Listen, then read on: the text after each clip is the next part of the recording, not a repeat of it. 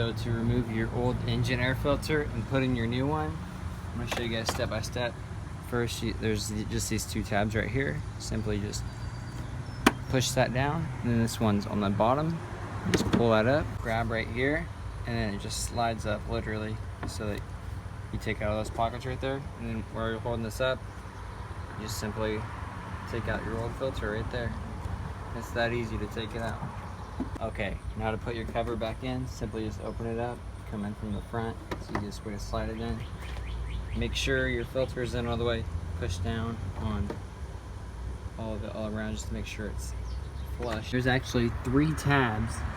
You have a tab right there, the other one right there in the middle, and then you have the tab right there on the end. And all you want is just those little tabs to push through on each side, and that's how you get a good seal on it. We're gonna start on the right side, because if you start on the left, it's a lot more trouble to put on the right than it is the left. So to start on the right side, we want to make sure we get our pins in place down there. So just gonna reach back here, slide the pin in the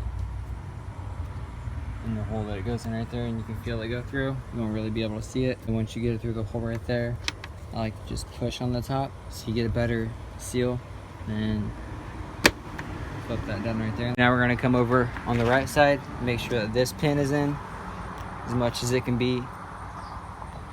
That. Now we're going to come over to this pin right here, just pop it on top, and that's how you replace your engine filter in a 2005 to 2012 Nissan Pathfinder. Thank you guys.